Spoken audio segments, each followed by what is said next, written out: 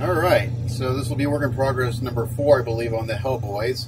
So I didn't get quite as far as I wanted to last night. Last night I wanted to get to where I am right now, but as usual, things take longer than anticipated. So right now what I'm doing is I finished, last night I ended at this point right here where I sprayed that top layer of the Mr. Color GX Red, which is this color right here, GX number 3. And if you look at this one, it doesn't look like there's any shading. It's very, very subtle. And that's okay because what I'm doing now is coming in and doing this. So I think you can see the differences between the two, even though it's a little, when it's shiny, it's kind of hard to see. So I just finished this one up, so I can use this as a guide for the other ones. And what I'm doing is I'm going in with Mr. Color GX Clear Black, which is their GX 101. And I'm just defining the muscles. And it does two things. First of all, it gives a nice definition. And the way I spray it, with the air pressure I use, what it does, it kind of darkens the whole thing over just a little bit, which is what we're trying to do. This is too bright. He looks like he's sunburned. We're going for more of something like this.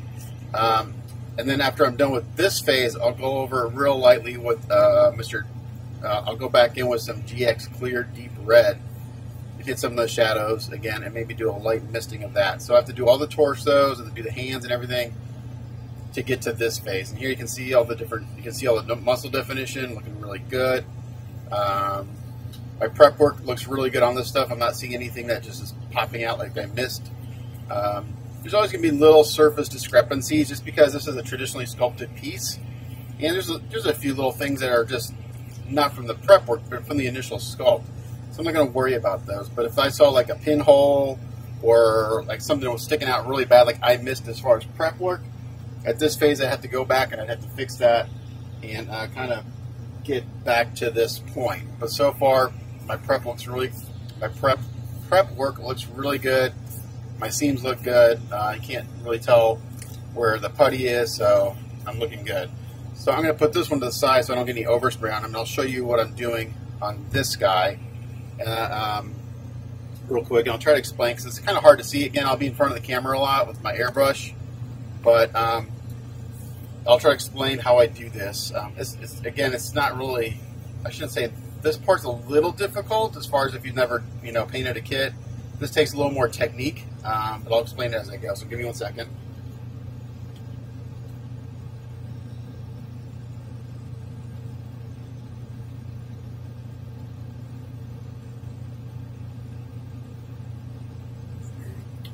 Okay, so for this one, I've got my Iwata HPC Plus.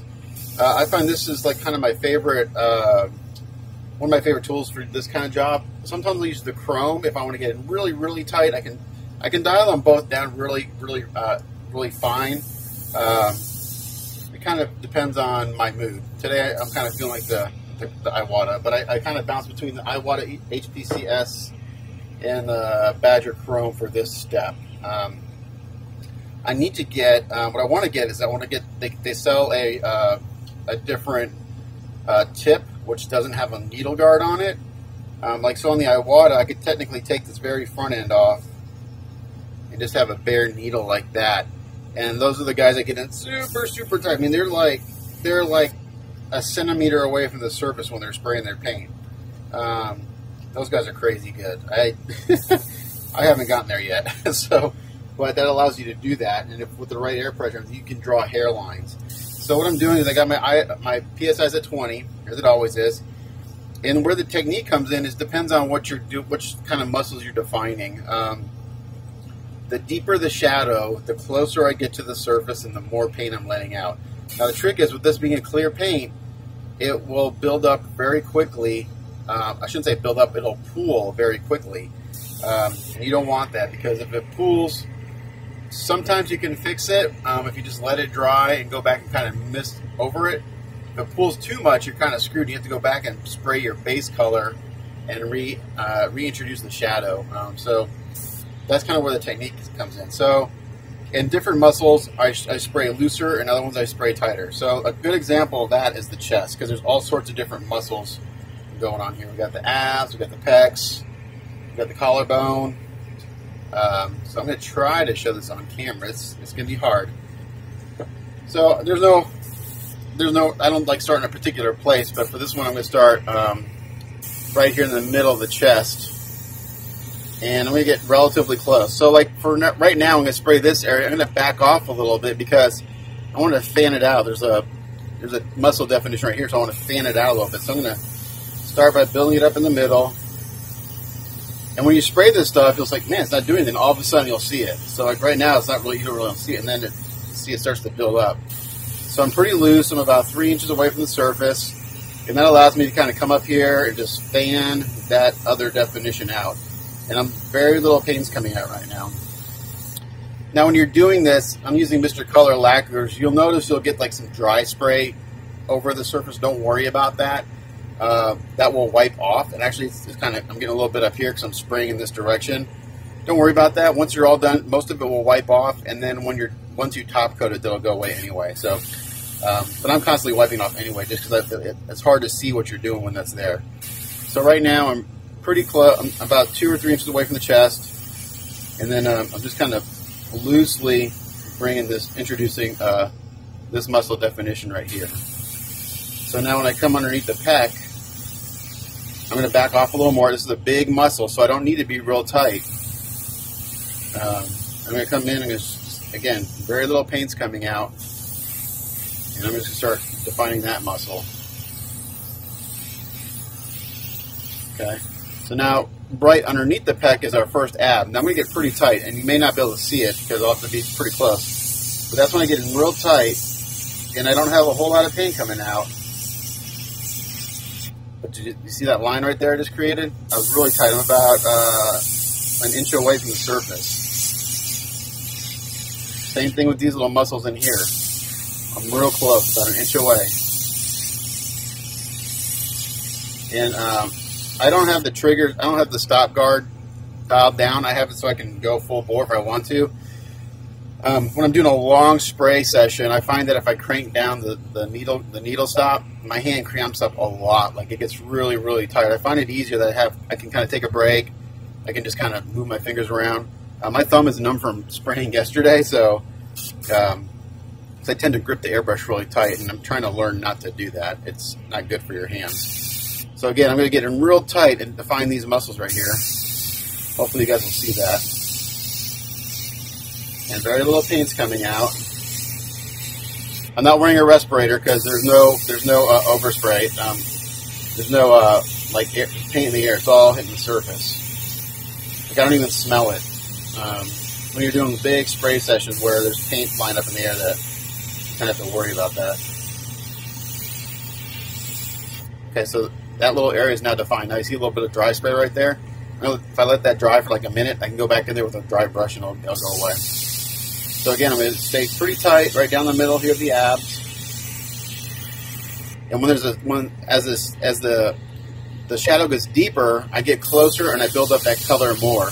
So I was real close right here, and as I came down, I backed my airbrush off a little bit, just so the space between this shadow and this shadow would not be as dark. So I want to show that by backing off a little bit. I'm just hitting it a little bit, and then I come in closer again, and I hit that deep shadow pretty good, just like that. And then I'm going to back off from the surface.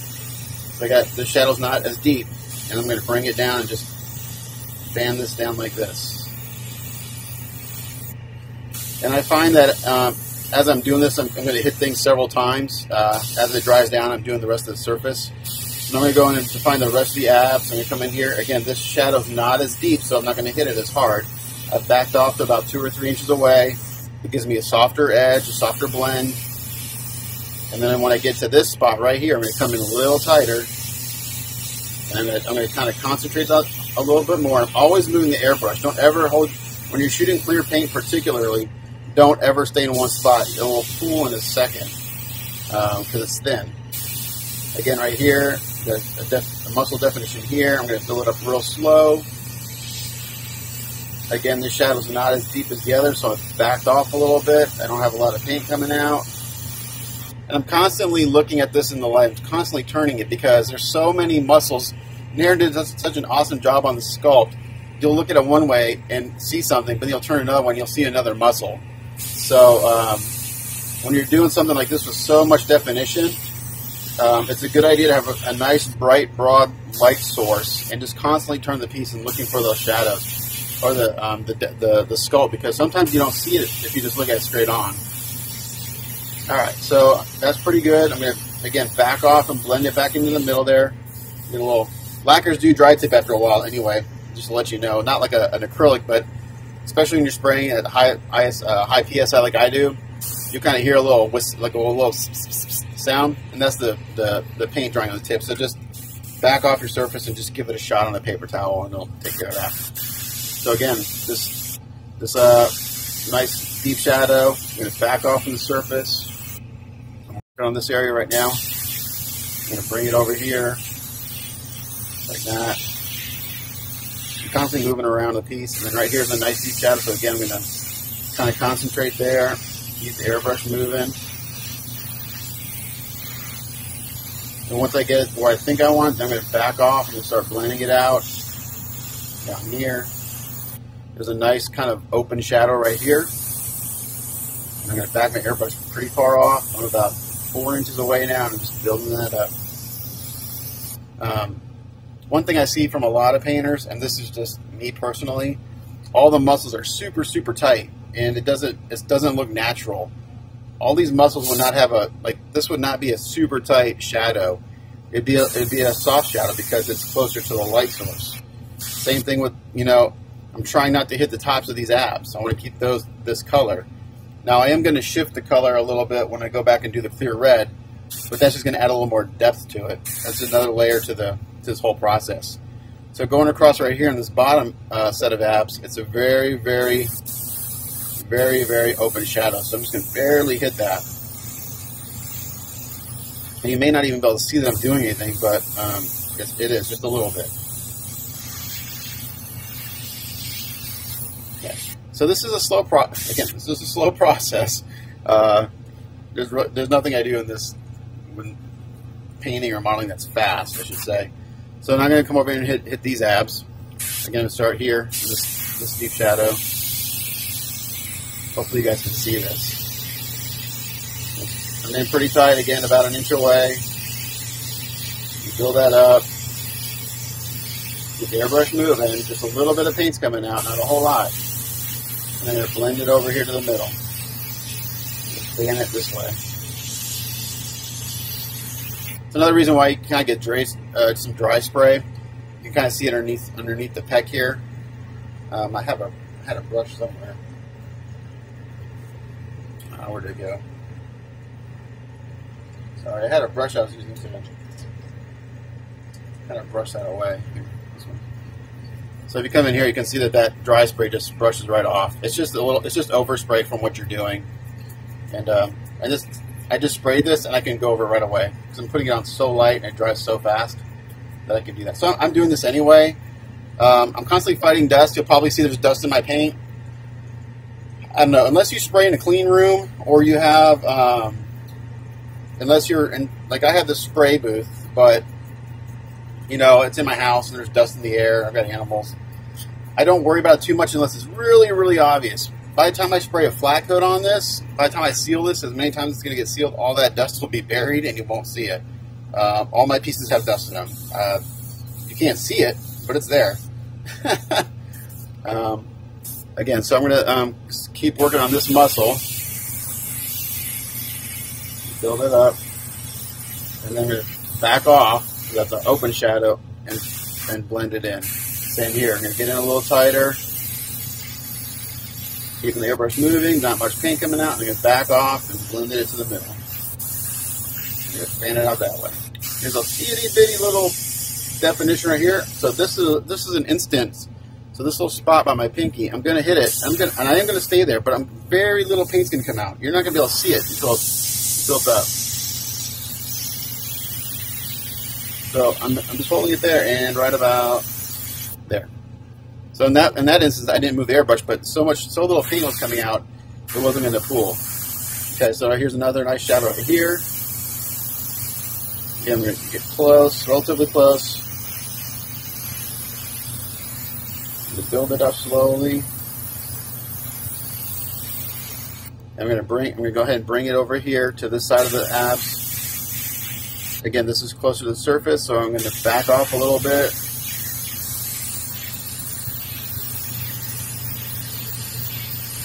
And then these muscles are a little bit smaller, so even though they're close to the surface, I am going to get close to the surface. I'm not going to make them as dark. If I was to spray these guys like way back here, I would just obliterate all that muscle definition. So I am going to get close, but I'm not going to put a lot of paint on. I'm going to go in here and define each muscle individually. So all that shading I did yesterday that you can barely see now is actually, it's my roadmap. It's what I can, it's telling me where the shadows are. It's just enough shading to show me where I gotta go in and do what I'm doing. So even though it's very subtle, it's still there. So like these little muscles, I'm getting in tight. And I'm just keeping the airbrush moving, and we're trying to avoid hitting the top of them. As you can see just right there.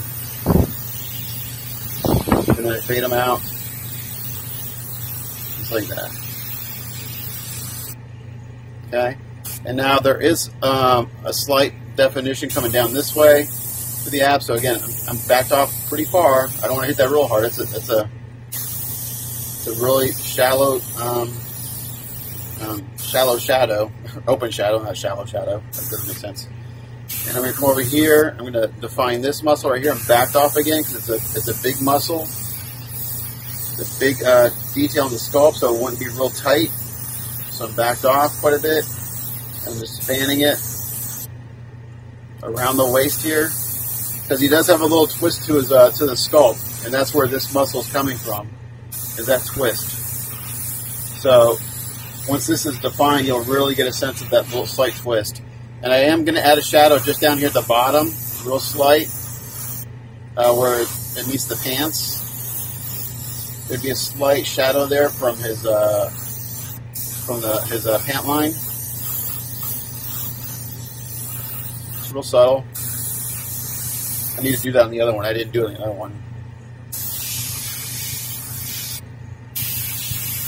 Okay, so that's looking pretty good. Now I'll go back and hit those again. They're looking a little bright to me. But we're going to go ahead and hit this side.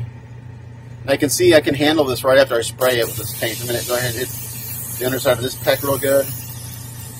Like his armpits would be almost black. It's like the deepest shadow on the whole sculpt is underneath the armpits. So I'm letting this shadow kind of fade up right about to his nipple. And those will get darkened too. And even within these shadows, there are other shadows. That makes sense. So right now I'm working underneath the underside of this pec. Just like that. Now we're going to come over here. And we're going to define all these little muscles on this side. Now these aren't as defined as the other side. And I'm guessing that's because of the way he's twisted. It's just the way the muscles would naturally flex. But again, I'm relatively close. Got just a little bit of paint coming out.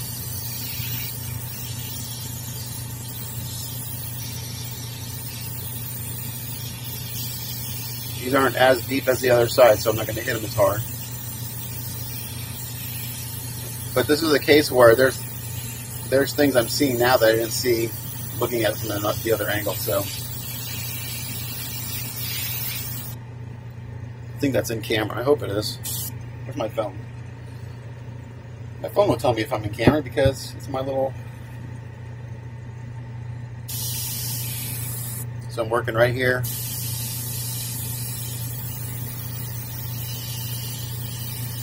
Again, just real soft. That's an open shadow. Here's an open shadow. Open shadow. Come in tighter.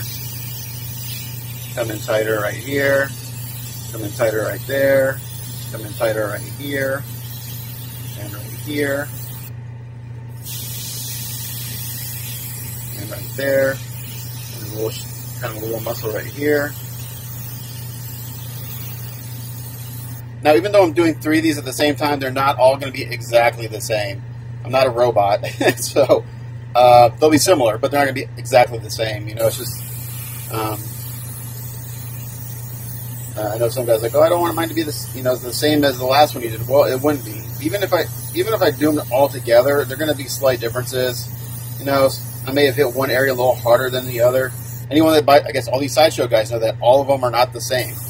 Depends on who painted your piece that day. So that's looking pretty good so far. I'll come back up up here on the chest. My hand's going now. I'm gonna have to probably take a break so my left hand is just about has no feeling in it from holding these guys for so long. Hit this again. And as I go around, I come back, I'll look at it, it's like, oh, I need to hit that a little bit harder. So it's constantly going back and forth as it dries. And I hit this pretty hard under here, in the armpit. There's a little muscle definition right here, so we're going to hit that.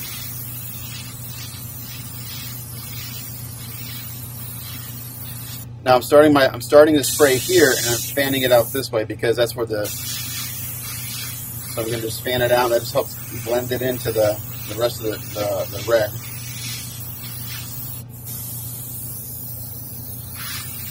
Same thing right here. I'm going to start spraying right here, and I'm going to fan it up.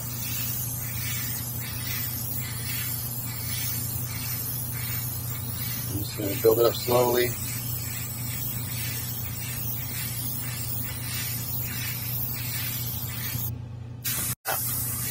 And then I think, just for now, I'm just going to kind of help start to define the bicep. I'm not going to work on the biceps yet. That's going to go that way. So we're getting there. I'm going to work on this area right here. So there's a really open shadow right here on top of the pec.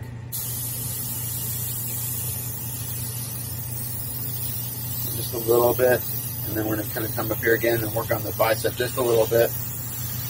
I may call a muscle the wrong muscle. I'm not real familiar with anatomy terminology, so if I call a muscle the wrong muscle, I apologize. But like working on like a Narin sculpt, you do get a lesson in anatomy because he did such a good job of defining all the muscles. And we're going to hit pretty hard right underneath the collarbone, even though it's a fairly open shadow. The collarbone is not as soft. It's not a soft detail like the muscles. It's got some, a harder shape to it. So I'm gonna hit that a little harder than I probably normally would. Like that.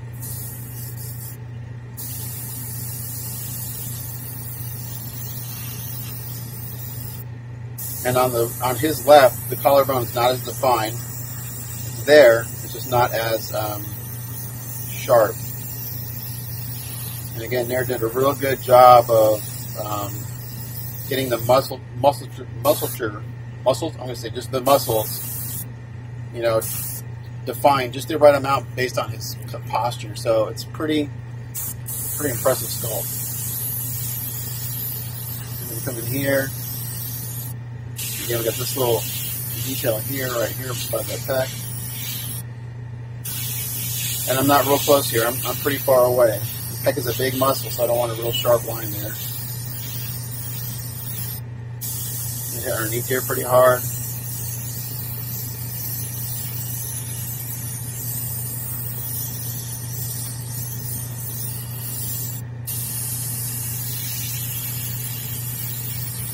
I'm going to give you guys again a little bit. I'm constantly going back to previous shadows, and now in the camera it looks pretty contrasty, and he's not that contrasty. And once I do the coat of clear red on it, it'll blend it a little bit better. So again, this is like step number 3 of a 5-step process. So now we're going to go in here and work on the collar, the neck.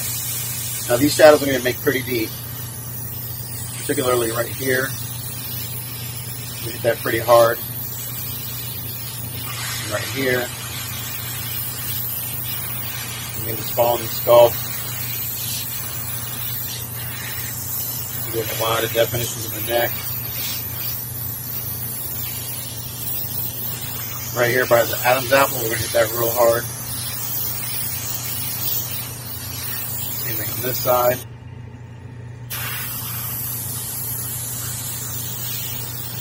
And we're going to hit the bottom of the neck, and I'm going to make that just about black.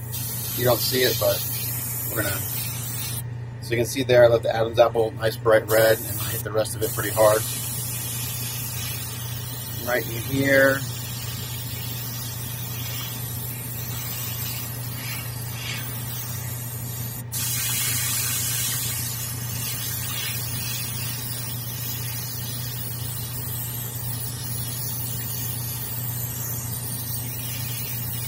And just following the skull. As the muscle softens, I back up and let the paint kind of fade out. Okay, now the face has to get super, super tight in. So I'm going to start right here at the bottom of the chin, or the bottom of the lips. I'm going to get this right here. That, divot in the mouth.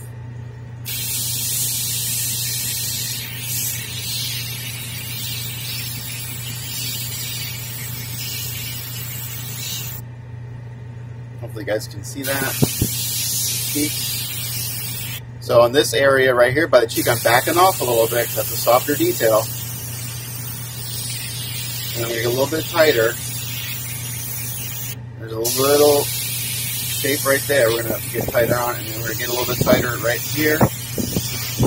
Fade it up underneath the eyes. I'm going to get super, super tight right here by the jowl. Make that a nice hard shadow. Like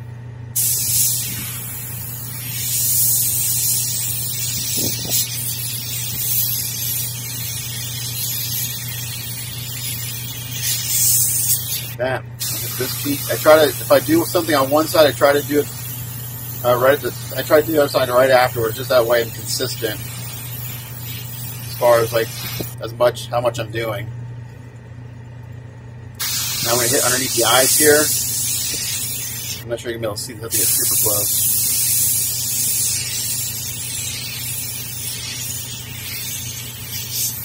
Eyebrow. That's going to go almost black. We'll let that fan up a little bit. You're going to bring into the side of the nose here to find the nose a little bit more. Same thing on this side. Now this is the nose I sculpted, and it looks, I can't tell. I'm really quite pleased with that, to be honest. I'm giddy about it.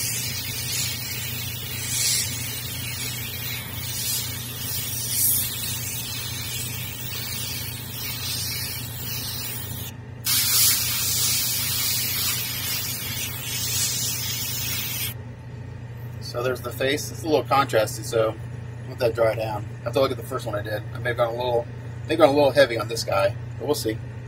Maybe okay by the time I'm done. Okay, so we're going to come in real tight here between the eyes. Some nice wrinkles in there. We're going to try to bring those out a little bit.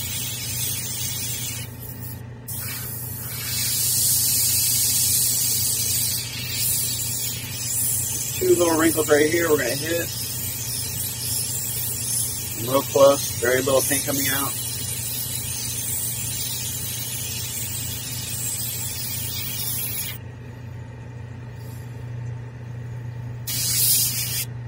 We're going to hit underneath the horns and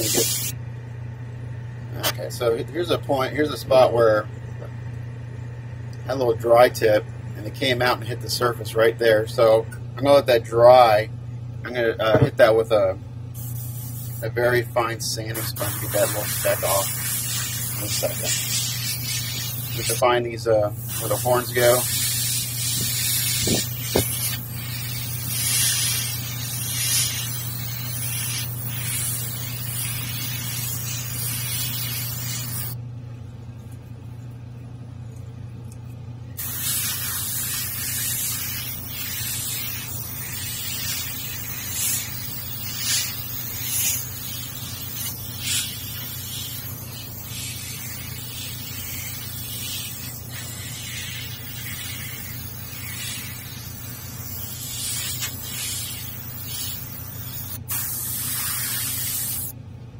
That.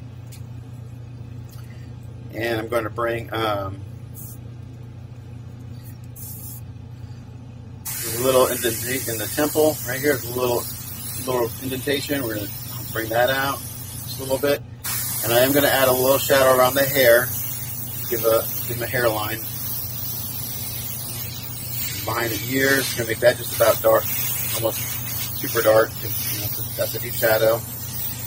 Again, around the beard, on the hair, on the back side.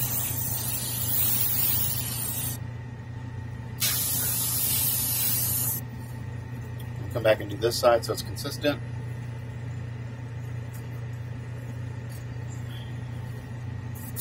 And right here in the temple, we're going to bring that out a little bit. I'm pretty far back. You can't even see my airbrush. I'm about 5 inches away. I want that real soft. When I want a real soft shadow, I come way back and I just slowly build it up. And down here. The beard.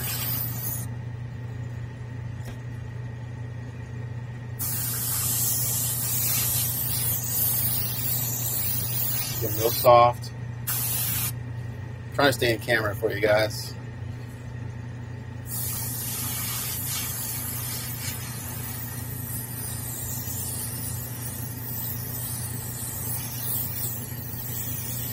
Yeah. Okay, so the face looks good. Okay. I need to rest my left hand for a second. It's getting numb. I can't feel it anymore. So lots of nice definition in the face now. I got to fix that little speck that popped out. Maybe I can just rub it off. That happens every once in a while. Kind of like with an acrylic. I'm not gonna use my fingernail. I'll scratch the paint. Okay, so we're looking pretty good in the front here. Now let's work on the arms. This will be a long video because I'm explaining this as I go.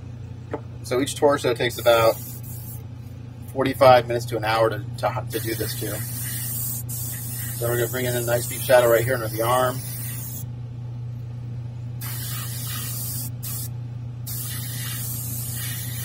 That. And we're going to define this. We're going to go ahead and start defining this bicep. Now, even though this is a big muscle, we're going to make it. It's going to be a softer shadow. So I'm back here about 3 or 4 inches. Just a little paint's coming out. You can see it building up there. There's a little muscle right here, so we're going to kind of get a little tighter. Again, just a little paint's coming out, not much. Go around that. There's a little muscle definition right here. Real shallow. Again, right here, real shallow.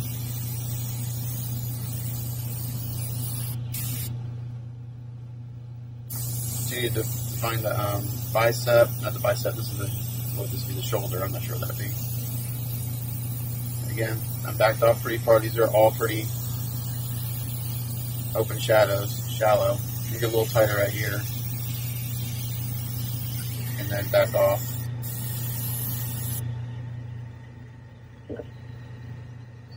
I used to have a Tamiya anti-static brush. I need to get another one. Those things are awesome because what it does, because every time it takes the dust off without building up static electricity, which is part of the reason why I get dust. You know, you're working on the piece and it gets static, it gets static on it, so it attracts dust. So that's part of the reason. All right. And we're going to kind of work our way around this way. I'm seeing all sorts of little details that I don't see in one light source, so I'm constantly turning it, like I said. Okay, right here, there's like 1, 2, 3 little kind of little details. Pretty tight on this one. Again, right here, I'm getting a little tighter. Right here, pretty tight.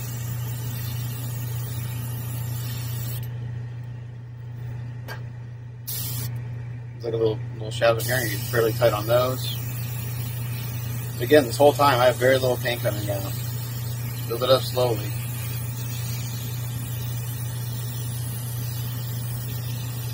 And I'm going to put a shadow all the way around the face of the Fist of Doom. Gives it some, again, there would be a shadow there anyway, and it just helps give it some definition and separation. Okay, and the crook right here, right below the bicep, that'd be pretty dark.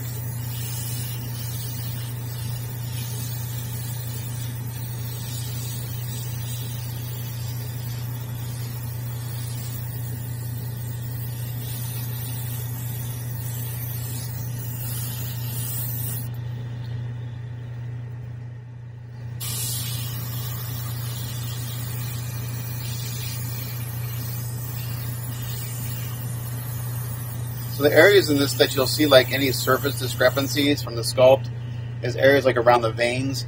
Or if I went in there to try to sand those out, I would obliterate the veins. So in my prep work, I avoided those areas. So those are the areas where it's not rough. It's just you can see kind of the sculpting in those areas, which is fine. I mean, it kind of adds to the muscles, gives it a nice kind of ripped look. Again, these are soft, so I'm backing off on these areas. Start bringing this around up underneath his armpit. Backing off, not a whole lot of paint's coming out. Get a little tighter right here. Building it up. A little tighter, coming tighter, coming tighter. I'm constantly coming in tight and backing off depending on what I'm doing. And once I get a flow going, I can do this whole thing without ever like stopping paint flow. I get a rhythm going. I can just keep spraying and go in closer and backing off the whole time. There's some wrinkles right here. We're going to come in real tight and get those.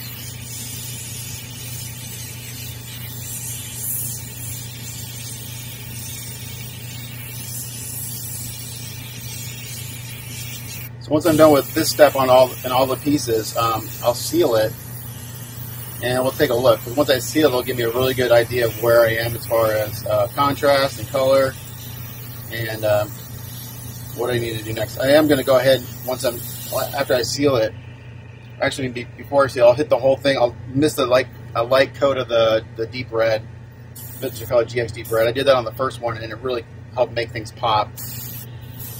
What it does mostly is it gives some more color to the shadows more than anything.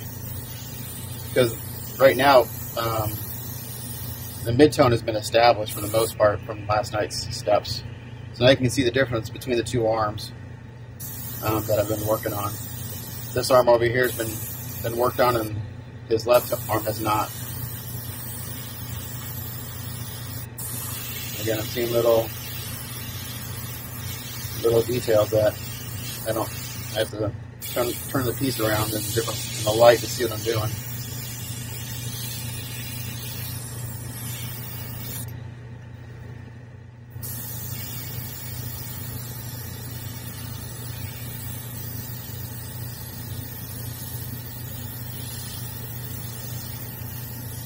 This is a cool kit. It really is.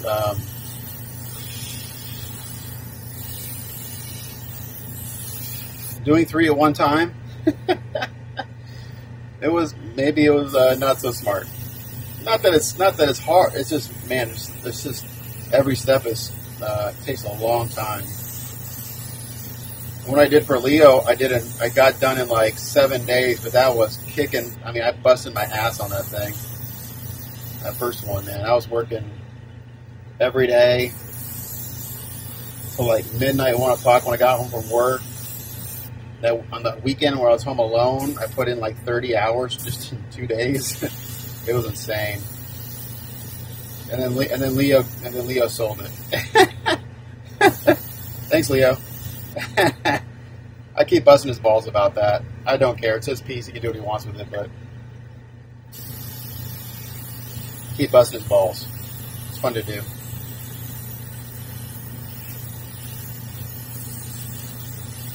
This is a really small detail here. And then we're gonna kind of bridge some of these shadows very lightly.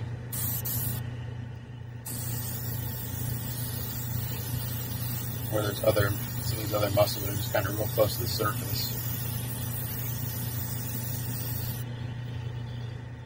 That arm's looking pretty good. Since we're over here, let's continue to work our way around the back. I'm getting all the dry spray, so I do like to take it off every once in a while.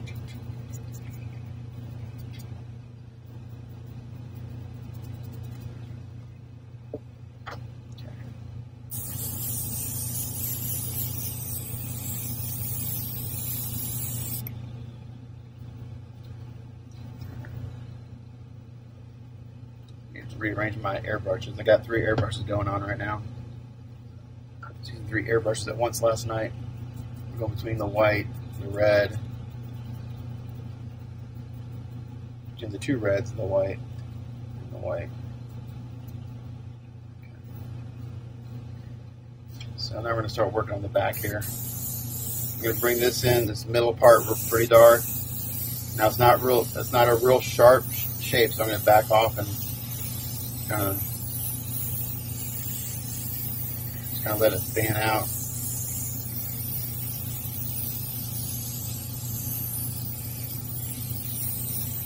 This would be relatively dark, so it's pretty deep. Like that. It's a very subtle shadow right here. Same on this side. One of the few shadows I can see really, really well from yesterday. The other ones are very, very subtle. They're there, but they're like a normal person probably won't be able to see them. I'm not gonna worry about the arm yet. I want to work the back. This area right here. So I come in tighter right here with the tighter shadow. Tighter muscle. And as I get to this area, I back off and let the paint fan out. Wrap around those muscles to give it some shape. If I just stay tight on all these, it looks stupid. It won't look right. So I'm constantly coming in tighter. And actually, as I get going, if I just keep the paint flowing, it's a much more natural look. Because you don't get any start-stops. That can sometimes happen when you're doing this. You'll see it. You'll see a spot where, oh, I stopped painting right there, or I started painting right there. So once I get going, I like to just keep the paint flowing and working around the piece. So right here, this wraps all the way around to the front. This is where he's got that twist in his body right here. Continue that pant line shadow.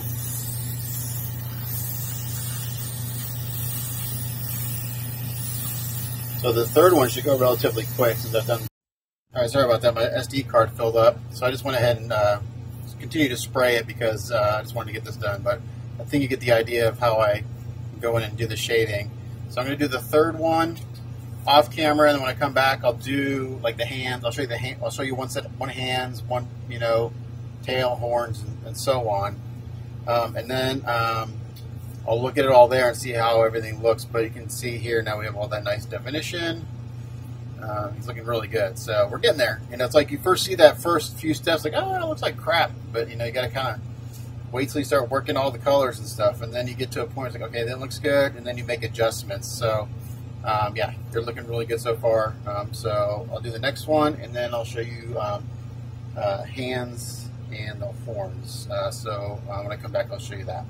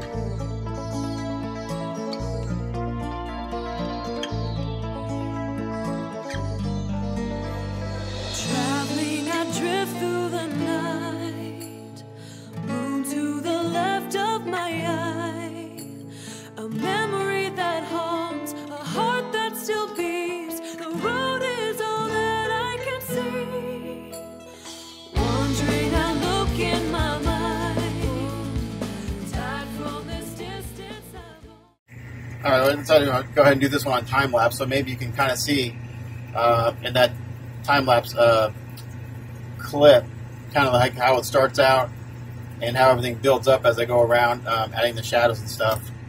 I'm actually going to take a quick break. I'm going to run to my hobby store or local art supply store and see if they have an anti-static brush. I had one years ago, and I'm going to go see if I can grab one of those just so I can try to keep my dust down. And, you know, I can kind of wipe this overspray off as I'm going, so you can kind of see it gets a little dry spray. And I've got this is a clean brush. I'm just trying to wipe that down because if I can get most of that off before I seal it, that's ideal. You know, just always trying to keep the surface clean in between steps. That's probably my biggest challenge with painting, is just trying to keep things clean. It's tough. Everything seems to work out in the end, but man, it's a struggle every time. You really need, like I said, you need like a lint-free, clean room, and to avoid any dust. So when I used to paint cars, when I would paint cars, I looked like an astronaut. I had a white lint-free suit on. I had a helmet with a respirator. My shoes were covered. Everything was covered. My hands were covered. You couldn't see me at all. I looked like a freaking astronaut. But 99% of your contamination or dust when you paint cars comes from the painter, not the environment. So that's why you do that, because you're shedding skin cells and hair, and you're in an environment that's got an air current going across the surface, and anything that's airborne will get picked up and stuck in your clear coat or your paint. So unless I have an environment like that here, which I don't, it'd be very expensive to set that up, tens of thousands of dollars, which I don't want to do, and my wife would not let me do. It'd be awesome to have like a super clean paint room. That'd be like freaking unreal. But yeah, it's a hobby / second business, so not gonna fly. So for now, the shading on these guys is done. They look really good, man.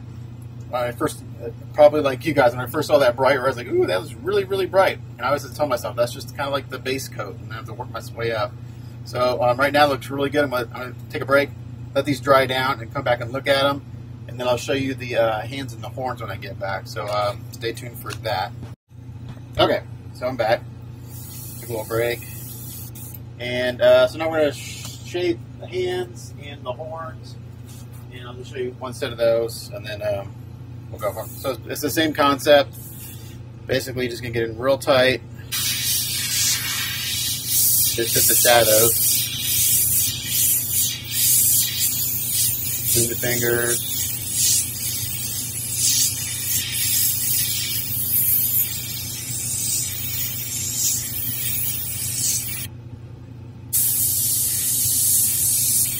Again, all my shading I did last night is it's still there, which is very subtle. Now I'm just bumping it up. And a lot of guys ask me, why don't you just spray the red and then do this? Well, again, this adds a lot of depth to that first step. Very time consuming, but it makes a difference. Makes a big difference as far as like what the final outcome is. That first initial step of shading. It took me a long time, a lot longer than I thought. So, but it's worth it.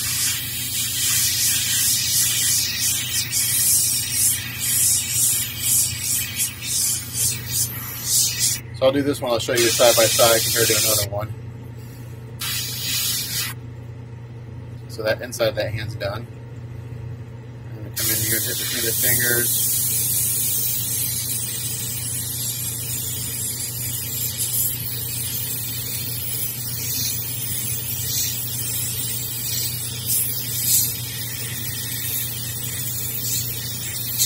That.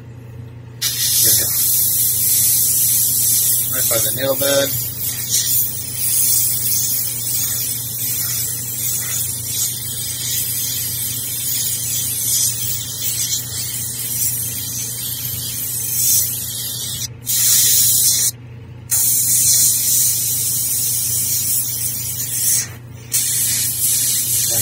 wrinkles a little bit.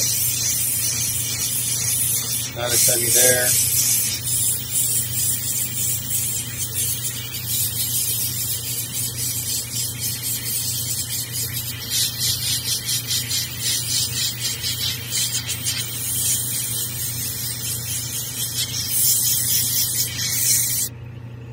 That's pretty much it.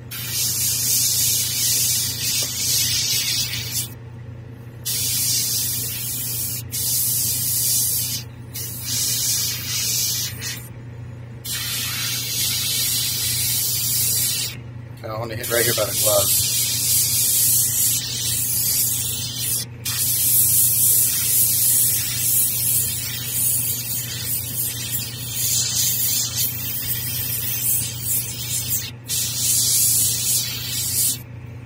There we go. Have a little shadow right where fingers going to the glove. So let me show you one that hasn't been done. Side by side. So this is the one I just did, and this is the one that has not been done. So you can see the difference. So, where's my phone? Give me 1 second.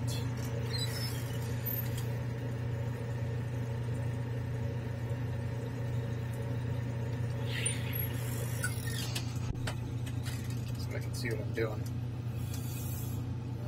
And I just ordered myself another camera, another Yi. This is the Yi Lite. I ordered a Yi Lite, or a Yi 4K Plus, which means I can do 4K video if I wanted to, and I have a mic input, so my audio will be better because the audio on this thing is not very good. It's okay for what I'm doing, but I like it to be a little better. So here we go. Again, shaded, not shaded. Hopefully that was in camera when I was doing it. So let me do the gun hand for this one. Same thing, we're just going to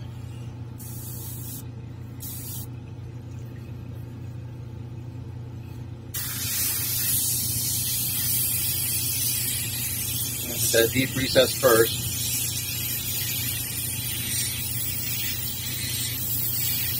Right along the handle of the gun.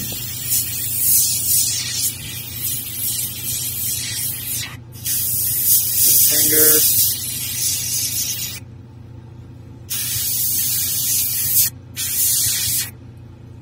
Yeah.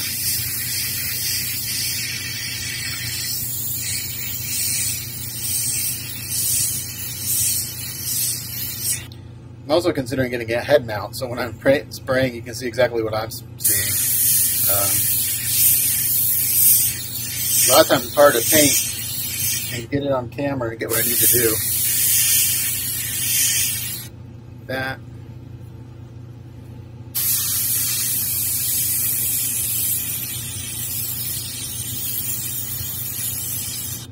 That. Trigger.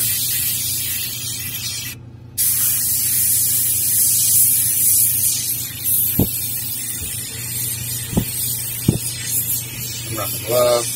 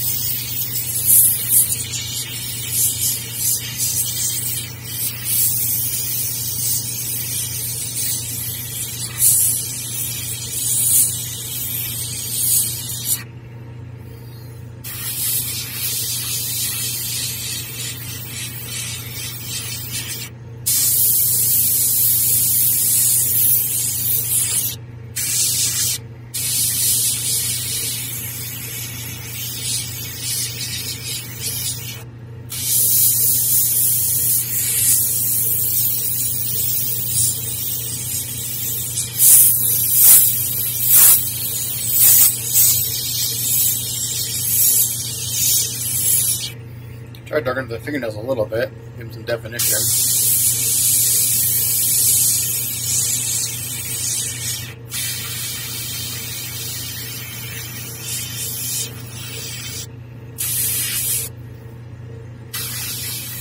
You can see how even though how bright that was, a little bit of shading tones it down. ties it all together. Everything's in nice shape. So there's that. Not sure if it's showing up.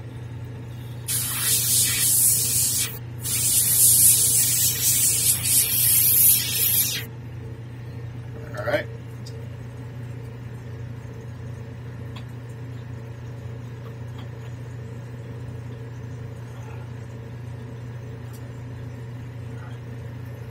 Let's do the broken horns. And where I sprayed this way last night with the red, I'm going to spray from the backside going forward with the clear black. Like this.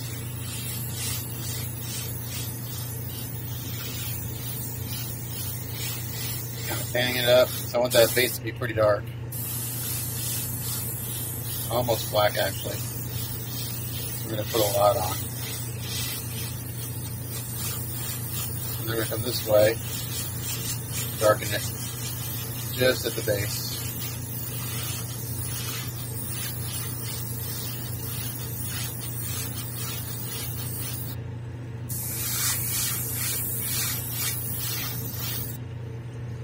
Just like that. I'm going to just hit it very lightly. Just kind of randomly going to add some to the top here to give it a little more definition.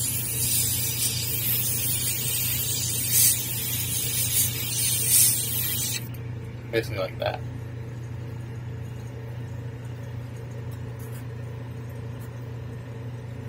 Same thing on this guy.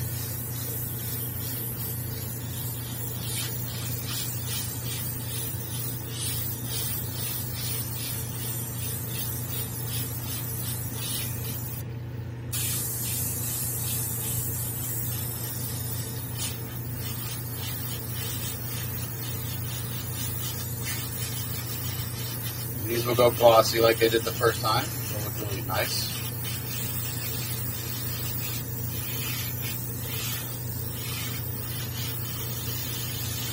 That, and again,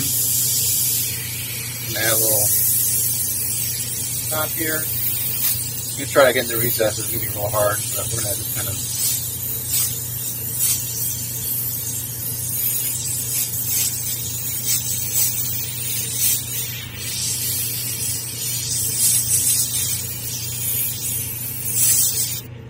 that number, okay.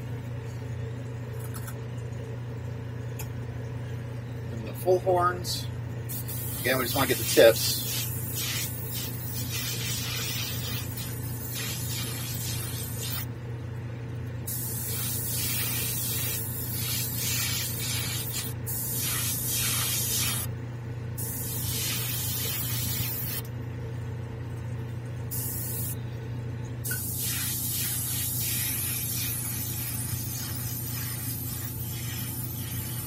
This I'm actually putting on pretty wet. You gotta be careful. Like I said, this is clear. The clear colors are very thin, and they will pool real quick.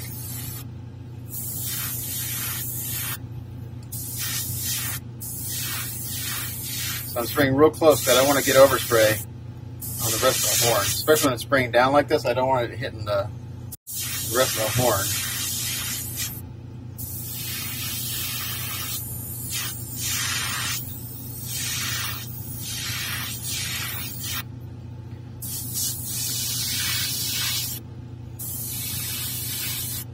Looks pretty good there. Good portion of it. And then we're going to do the base again, just like we did the broken horns. Coming from this direction first. And again, I still see my shading from last night. This is real subtle. I'm just building on top of it.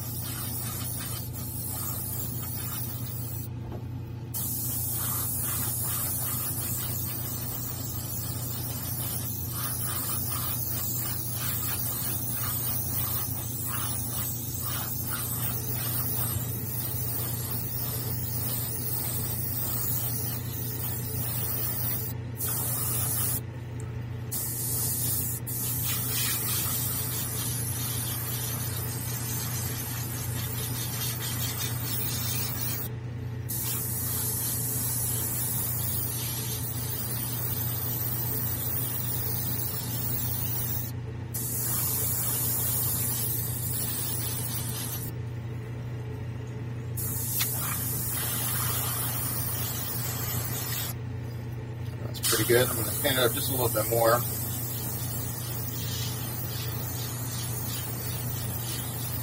And these I'll have to do my best to get them all looking pretty much the same. There you go. There's the...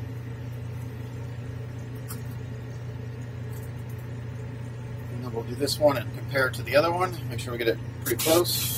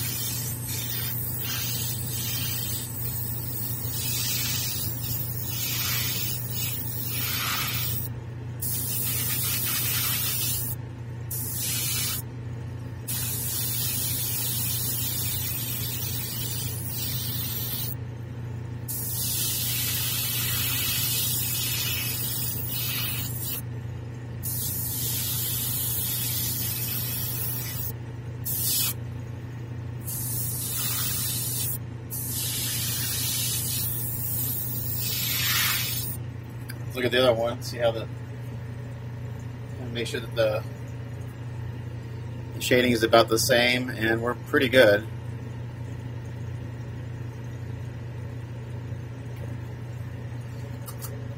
Basically, I just want to make sure that the fade is even, and the amount of tip that I have dark is the same. So we're looking pretty good. Okay, go to the base.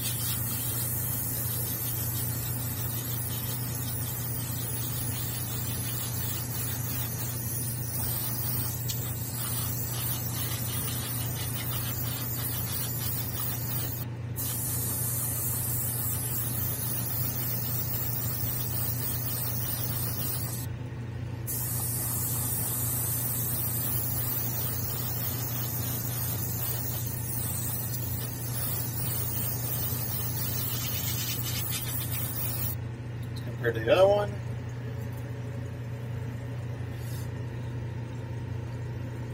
Pretty good. I just need to fan this one up a little bit. Blend it in a little more, so abrupt.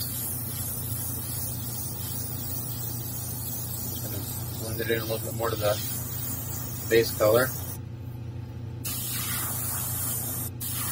And they don't have to be perfectly the same, but we're close.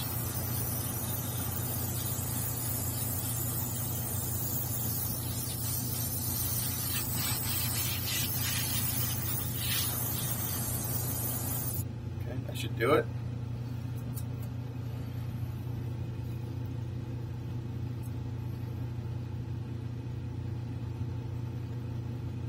It's pretty good. So you can kind of hold them next to each other. Like this, and really kind of turn them up a little bit.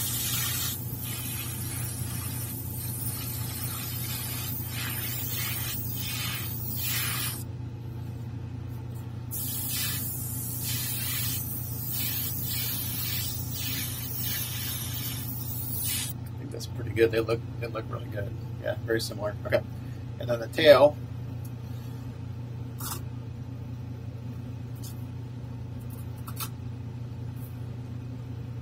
The tail's the same thing as the horns. We're going to do the tip and the base.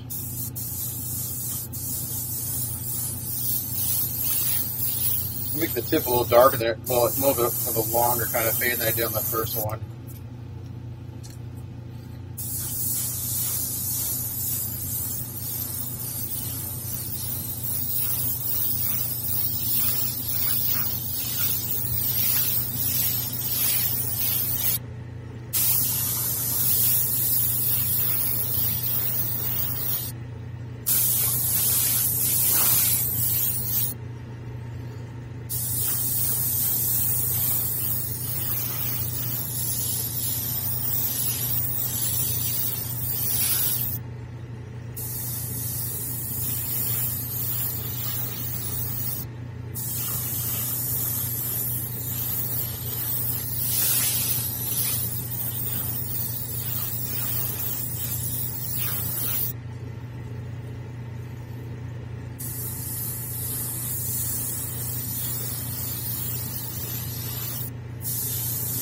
looks pretty good there. And then we'll do the base.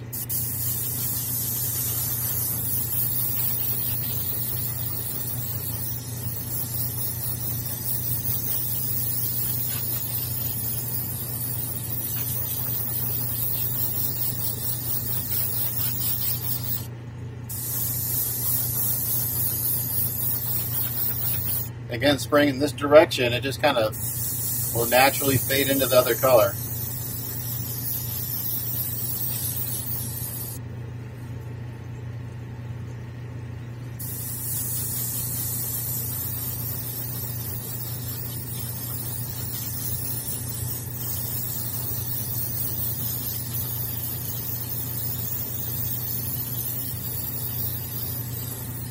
If you're doing stuff like this, like fading, this is where your thinning is really, really important. It's got to be just thin enough.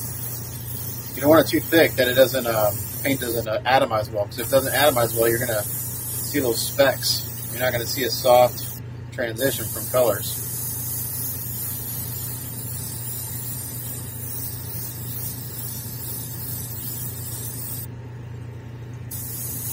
I think this is about good right here.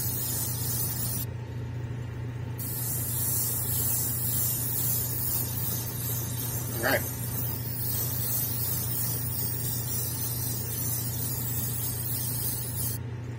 There you go. There's the tail. So we'll do the other 3 of everything, and then we'll be ready for the next step.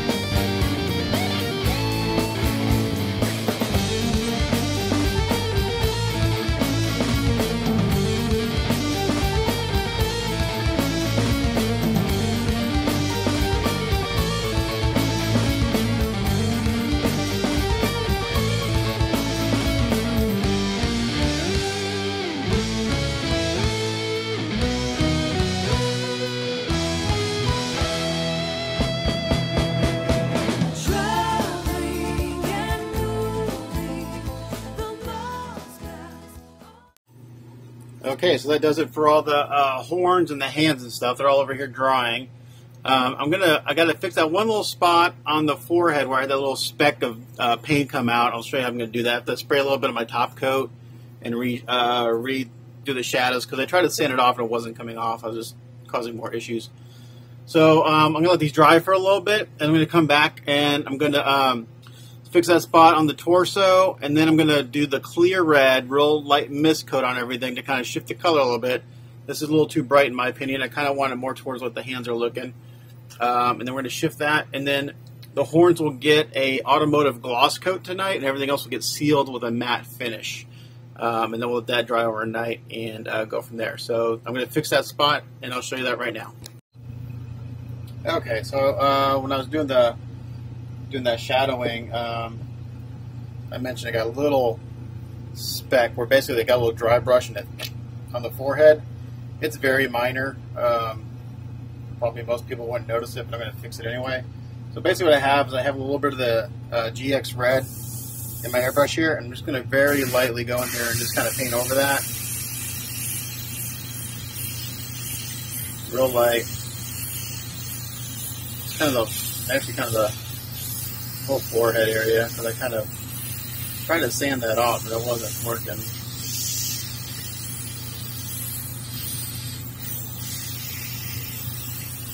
Just like that. Okay. So now that I did that, I need to go back and reintroduce the shadows. So I still have the clear black and another airbrush, so we're going to come in here and redo that.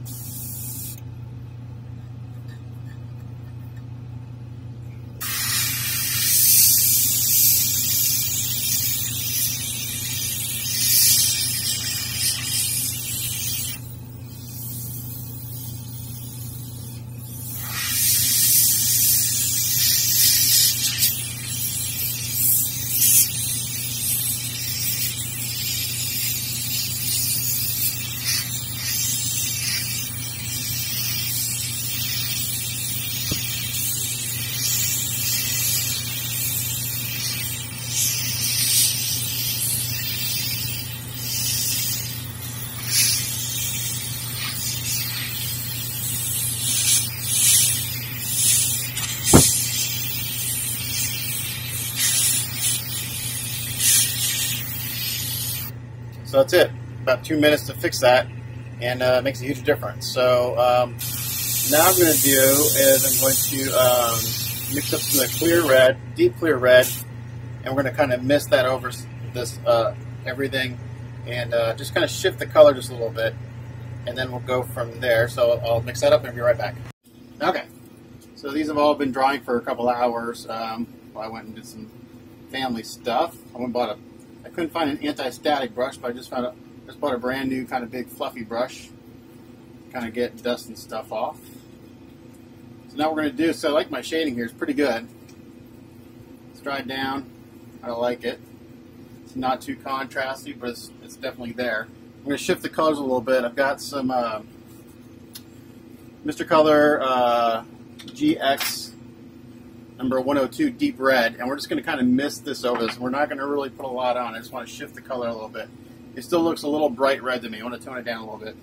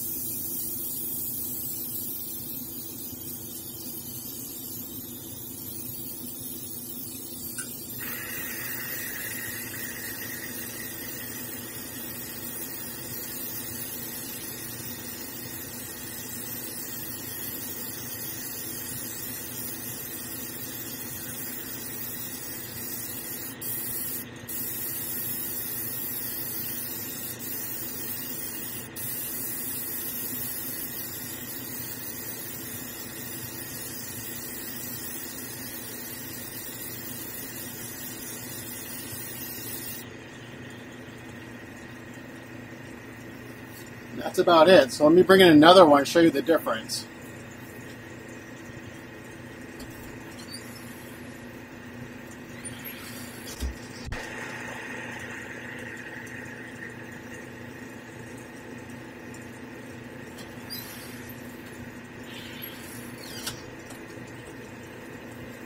So hopefully this will show up in camera. The one on the left, I just missed it, and the one on the right, I didn't. So it's subtle, but there's definitely a deeper, this is a deeper red, this has a brighter red. You also notice that my shadows popped a little bit more. It's adding a darker red to the shadows. So it also brings up the shading here more. So this is where I want to be, right here. So now I'm going to try to get the rest to look like that, along with the horns and the tails too, and the hands.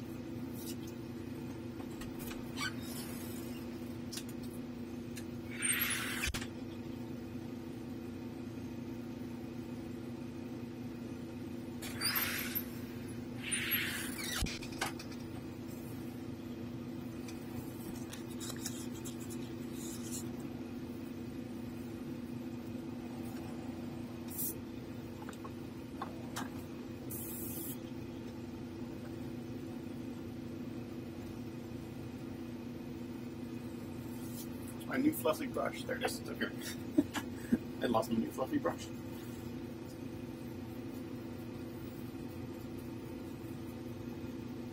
I'll have to get online and see if I can find an anti-static brush. I went to the art supply store and they looked at me like I was crazy. They just don't know what it is. Oops, I the paint there on the chin a little bit. It's okay. That's where the beard goes. No big deal. Just paint it over. Alright. So dust them off and miss this guy.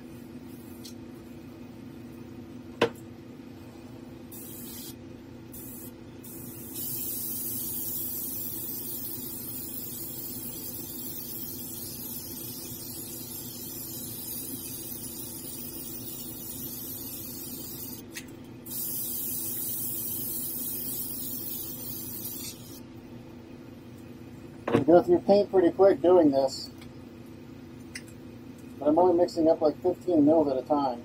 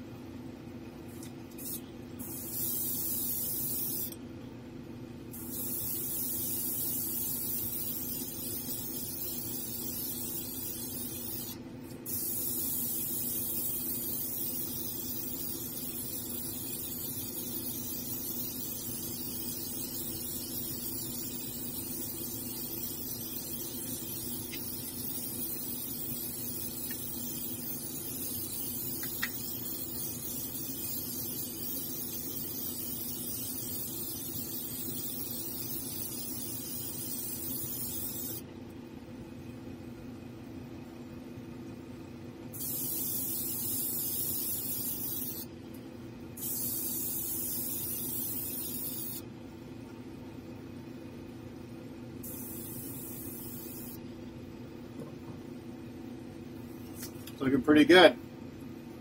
Do the next one.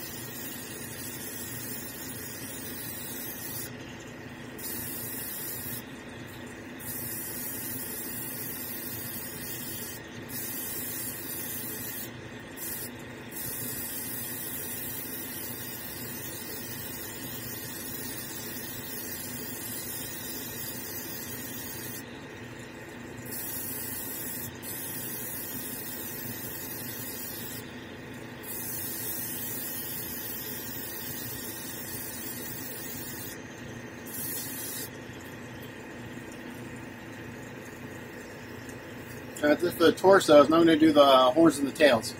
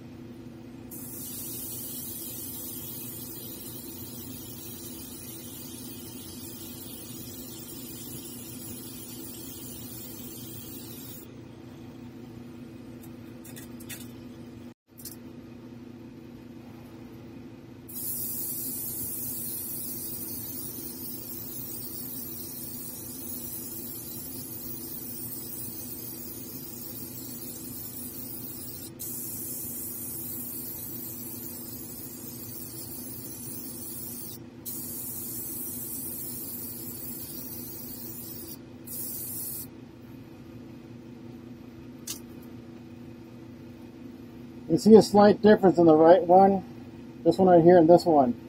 Still the same tone, it's just a little darker. This is not quite as bright as this one. Let me try to match this one for the rest of them.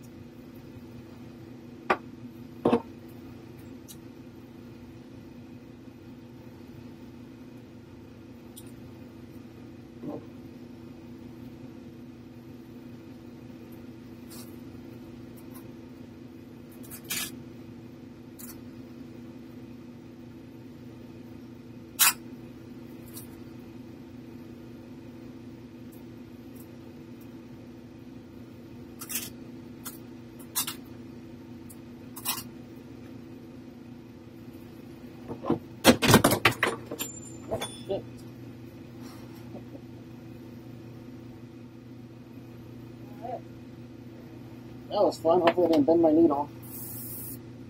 I don't think so. That was weird. Kind of had a little thing apart.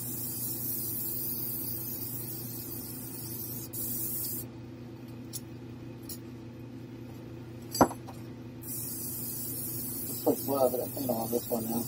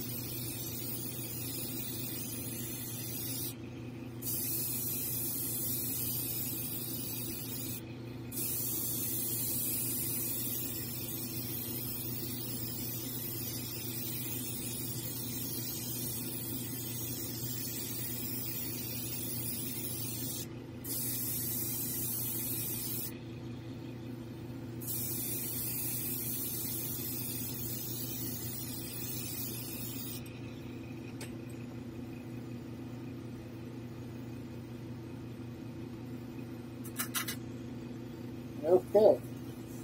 And that's how I get my Hellboy red. It's not a fast process by any means, but it looks really good. So I'm going to let this all dry for a little bit. The only thing I want to do left on the torso is I'm going to hit the veins a little bit, and I think I'm just going to go in there, back in there with the clear black. Now that I've got that, you know, slight coat of the deep red on there, and the advantage of having several airbrushes, I still have some of the clear black mixed up. I'm going to actually thin it a little more. I think it's a little too thick. I don't need a whole lot of it. And I'm going to go in there real tight and just try to hit the veins a little bit. Bring those out. And I'll just, I'll probably do that on time lapse. Because it's easier that way.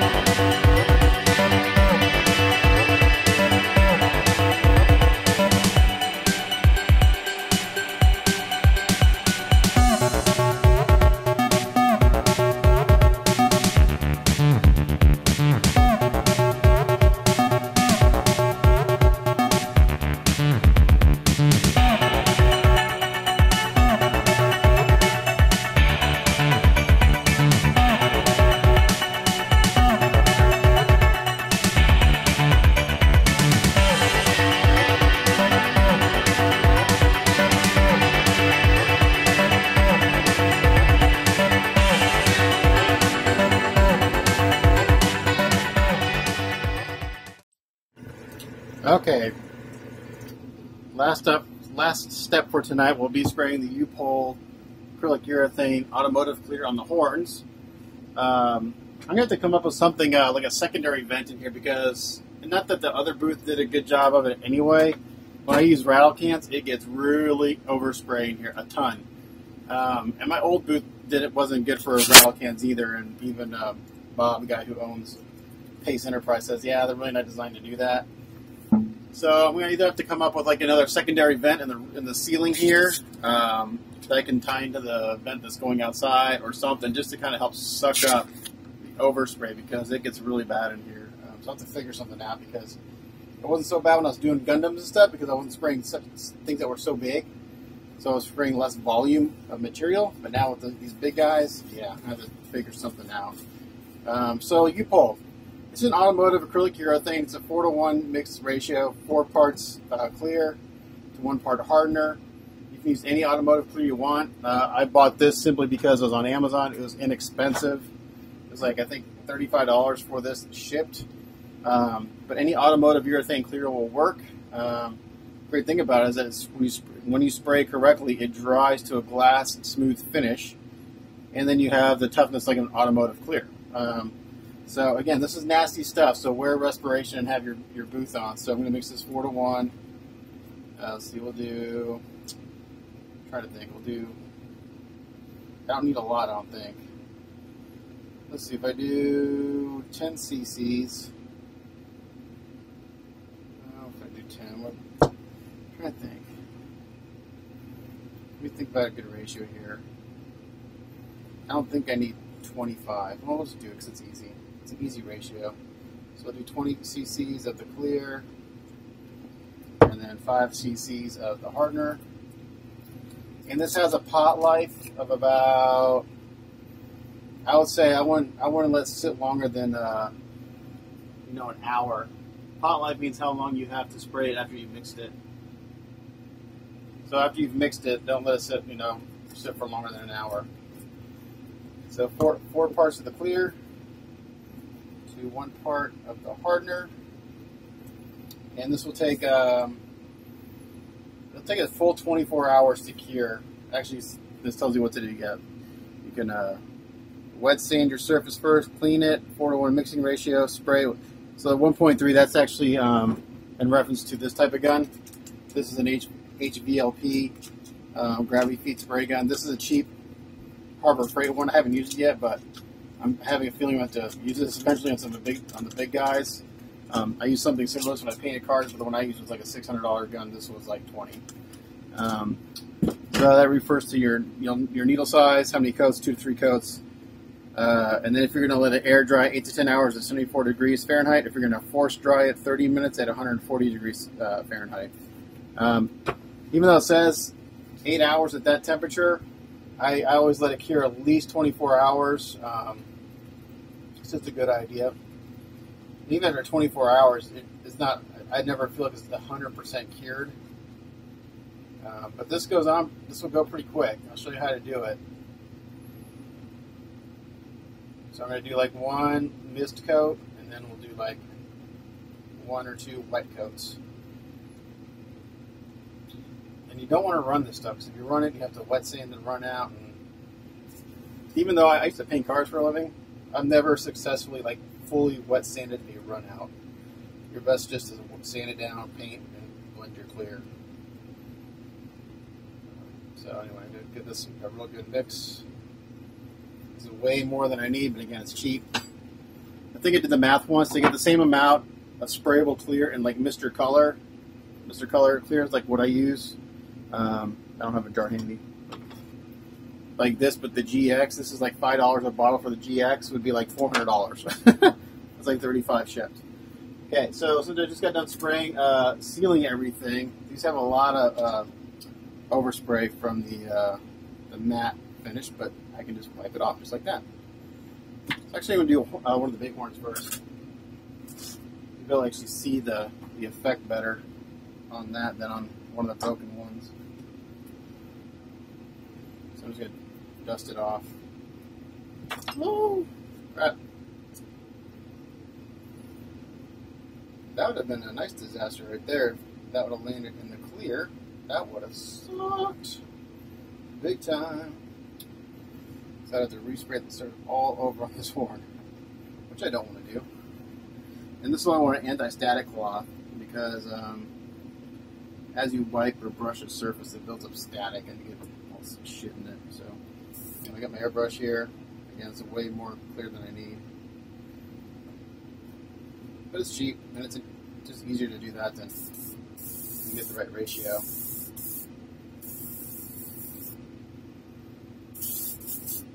And this you want a pretty open gun. So I'm going to put my respirator on because it's nasty, nasty stuff. You do not want to breathe this stuff.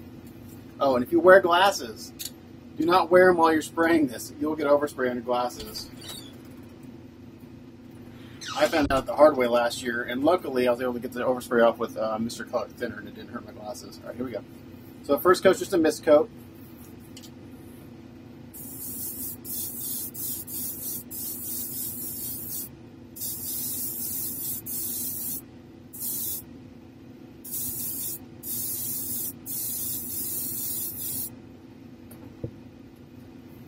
Just like that, nothing much. Going to do the next one. I'm using my shirt to wipe it off. That's not the best thing to do, but that little brush I bought is just causing more static, so I need to find a solution for that. I used to use canned air, but that stuff gets expensive after a while. Alright, same thing, mist coat.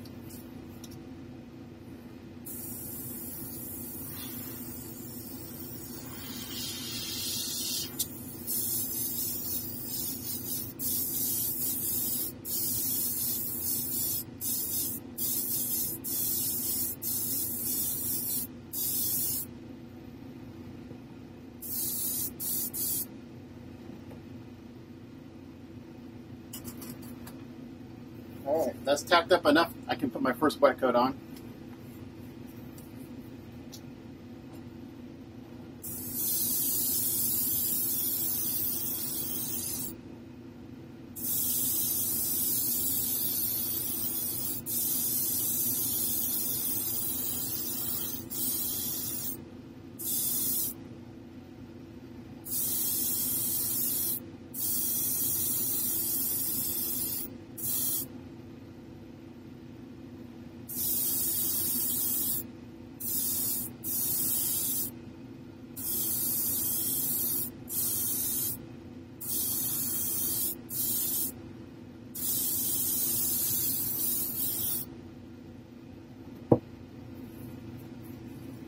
Like that.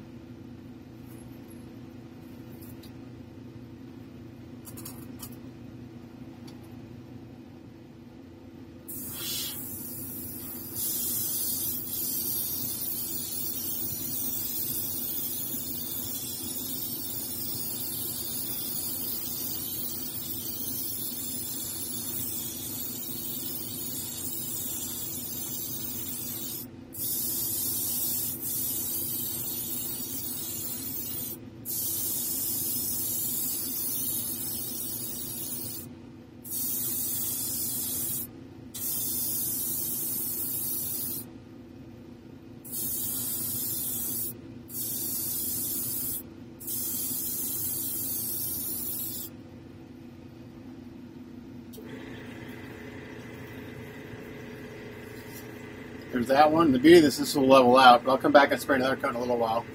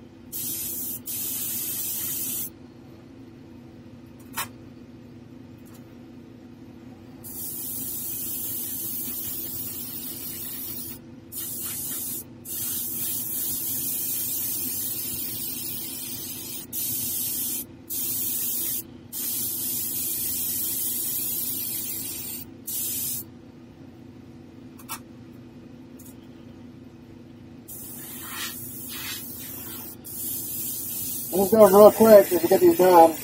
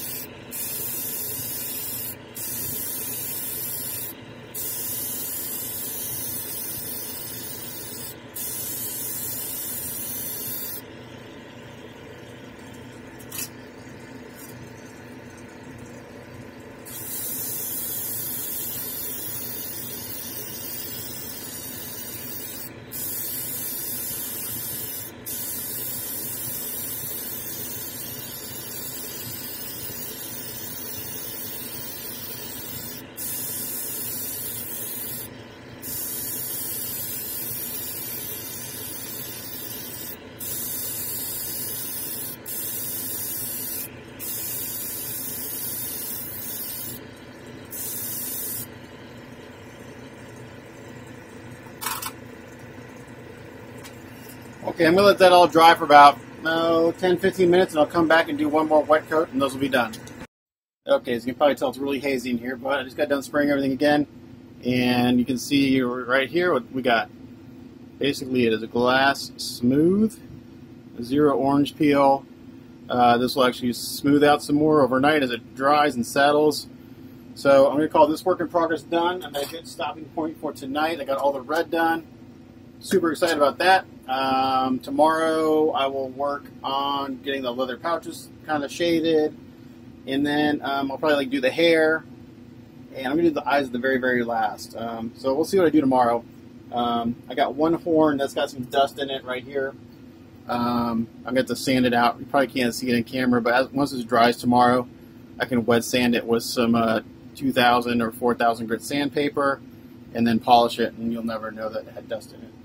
It's part of the, as I say, I'm always finding dust in here. So anyway, also, if you use the acrylic urethane third coat, clean your tools very, very good. If you let this dry in your airbrush, you will be throwing your airbrush away.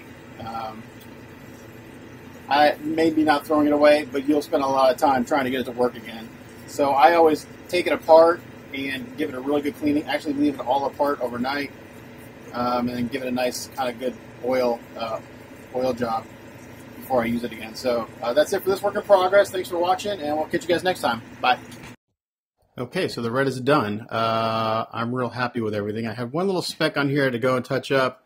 When I was doing the clear red, I got a little splatter. I just simply went back and hit the base coat again and then reintroduced the shadows again. Everything's been sealed. I'm not sure if it's going to show up really well on screen, but these look really good. Yeah, I'm real happy with the red. This is very close to what I had on that very first one.